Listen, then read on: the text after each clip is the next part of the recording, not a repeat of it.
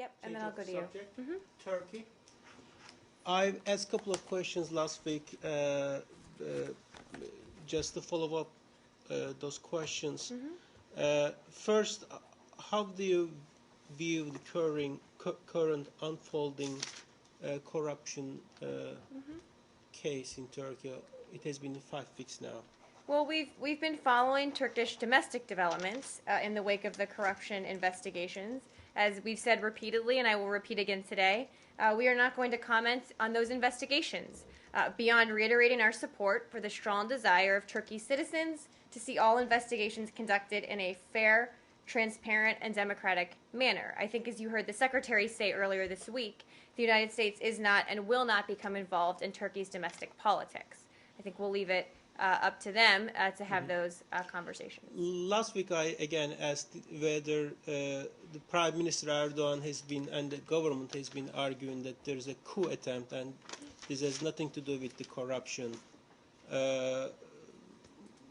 What's your take on that? Again, we're following the developments domestically in Turkey and are just not going to get involved in Turkey's domestic situation or do any analysis of it from here.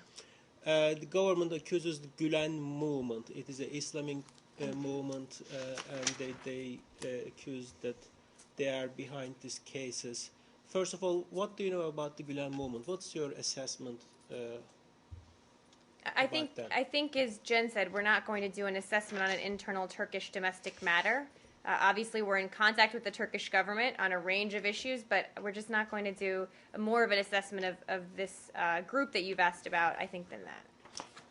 There is a judicial bill at the parliament currently being discussed, and it has been criticized by the EU many, many times. Do you think this bill, if it passes the parliament, would damage the separation of powers in Turkey? What bill are you asking about? I'm sorry. What specific bill? It's judges and prosecutors. It's about the judges and prosecutors council. It changes its structure.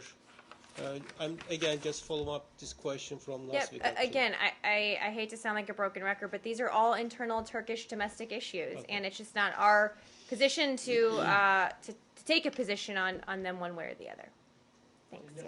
Yep. Let me go.